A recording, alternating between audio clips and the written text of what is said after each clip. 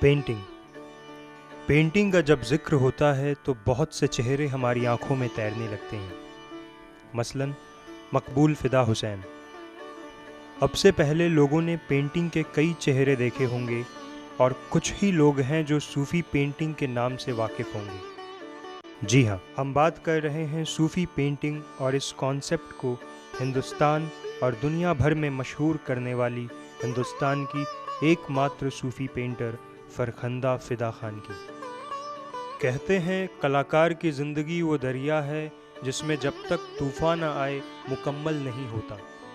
फरखंदा फ़िदा खान भी एक ऐसी ही कलाकार हैं जिन्होंने हर तूफ़ान का डटकर सामना किया और हर बार एक चमकता सितारा बनकर फलक पर उभरी।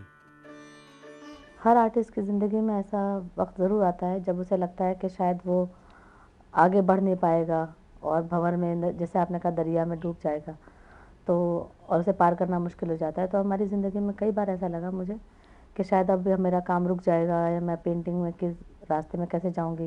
ये जब हुआ जब फाइनेंशियल प्रॉब्लम सामने आई, तो फाइनेंशियल प्रॉब्लम को सॉल्व करने के लिए कुछ ऐसे काम करने पड़े जिसमें मुझे लगा कि इनकम होगी तो मैं अपनी पेंटिंग को आगे बढ़ा सकूँगी।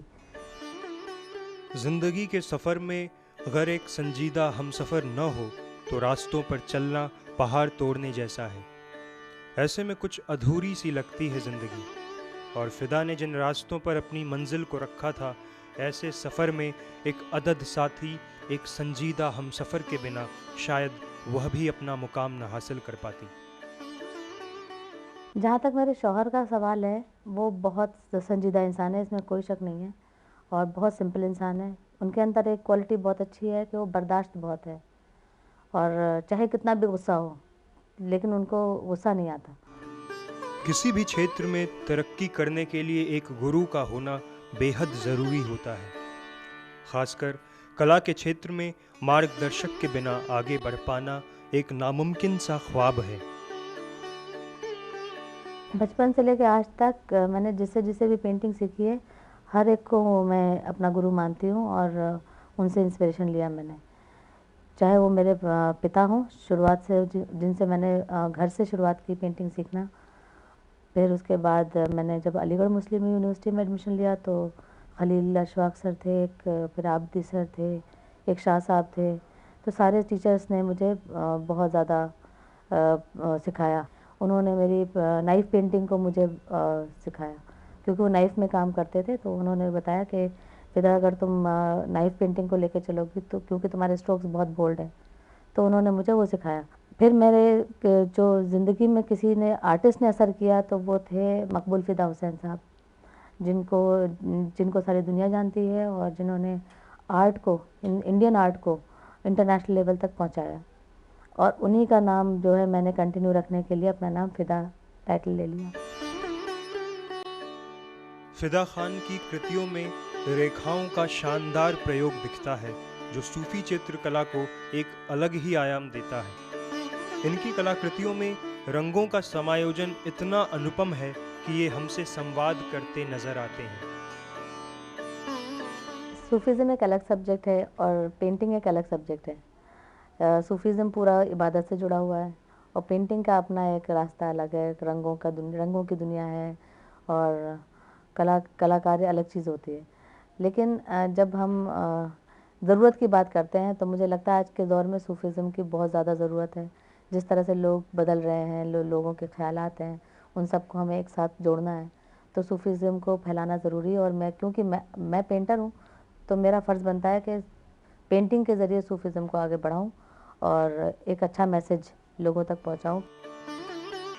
इतने सालों के दरमियान फ़िदा महज एक सूफी चित्रकार ही नहीं रह गईं, बल्कि मीर तकी मीर और रूमी जैसे सूफी संतों का मॉडर्न अवतार भी कही जा सकती हैं।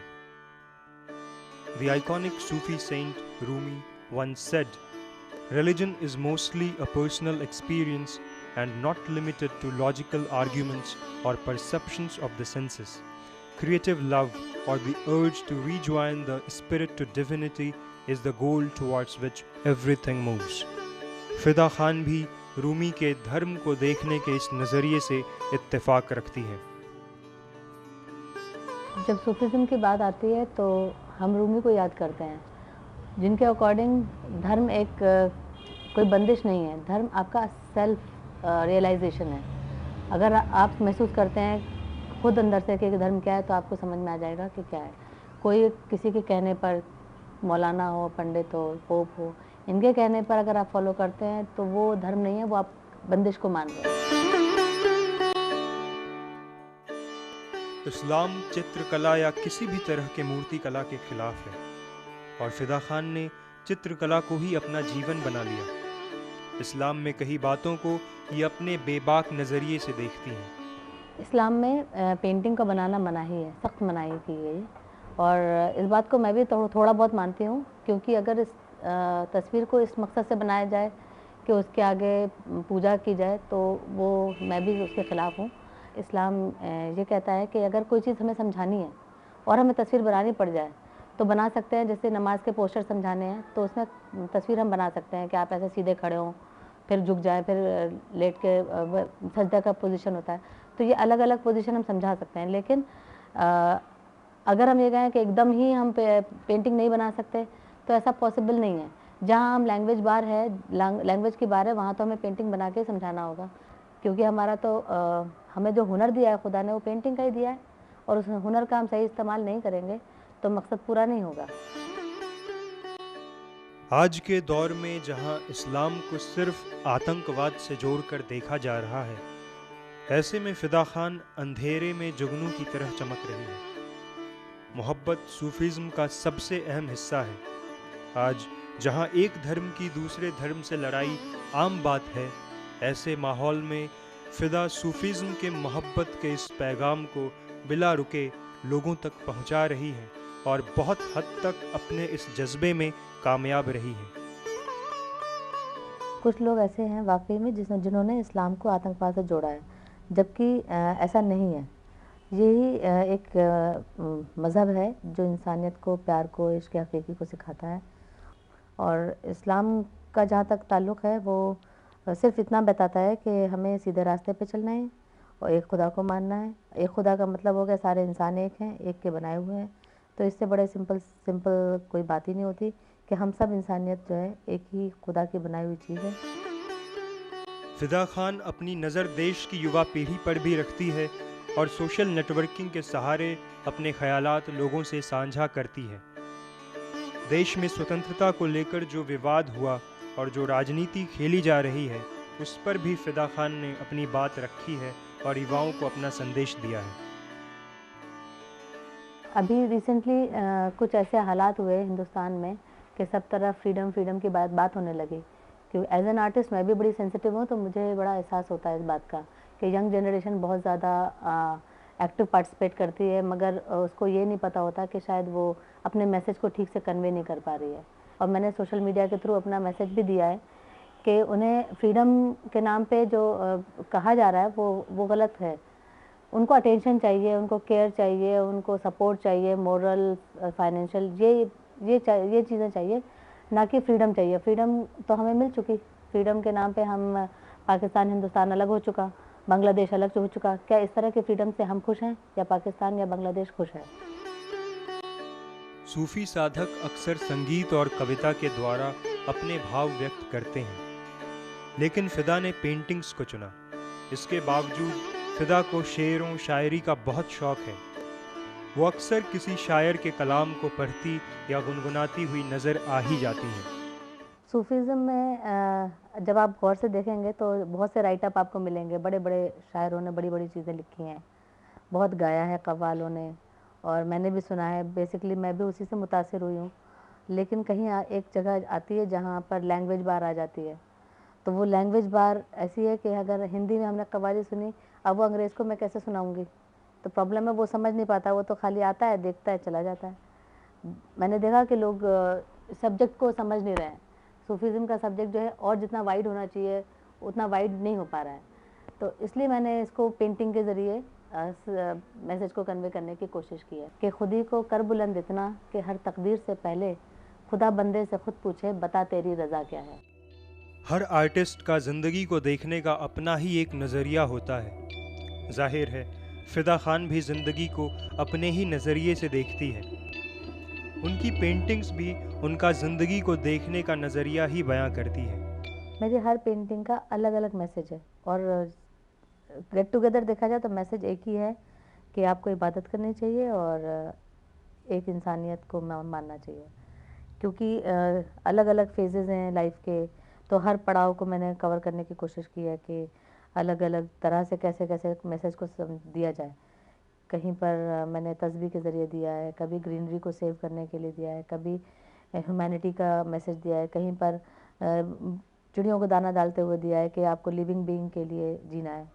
बहुत गुरूर है तुझको ए सर फिरे तूफान, मुझे भी जिद है कि दरिया को पार करना है। यह शेर शायद फिदा खान के लिए ही लिखा गया हो। जो मुकाम आज फिदा खान ने अपने लिए बनाया है, ये लोगों का ख्वाब होता है। हिंदुस्तान की नामचीन सूफी पेंटर होने के साथ साथ फिदा ने अपने घर की सारी जिम्मेदारियों को बखूबी निभाया है।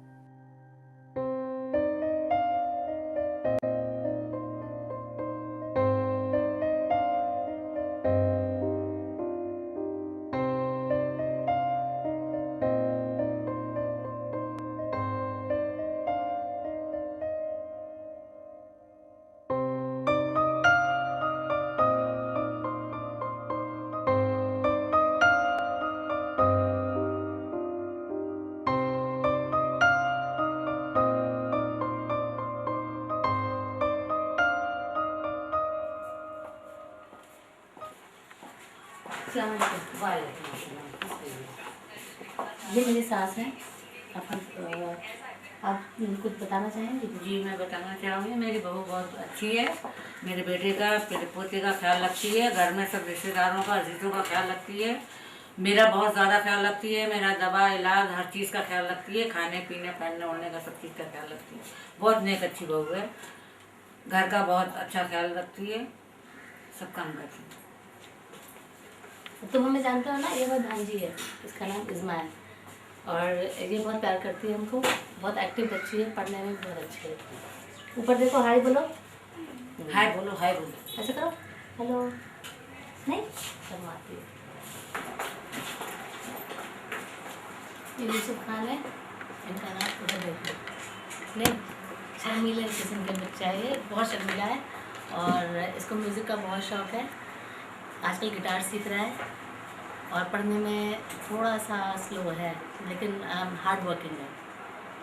तुम कुछ कहना चाहोगे? नहीं?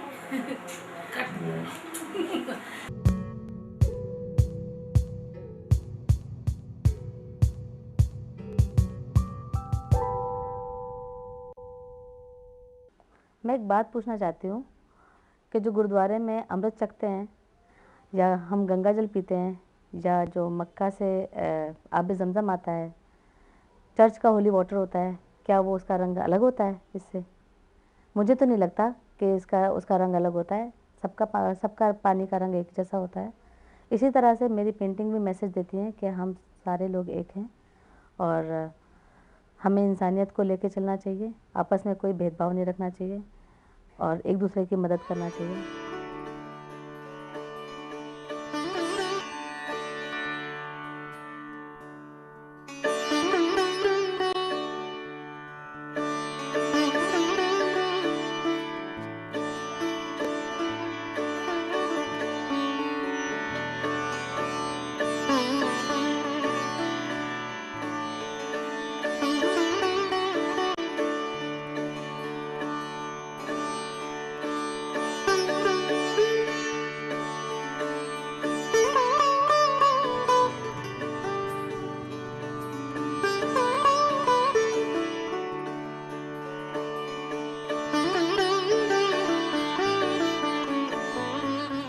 जब नाव जल में छोड़ दी, तूफान ही में मोड़ दी, दे दी चुनौती सिंधु को, फिर धार क्या मंझधार क्या।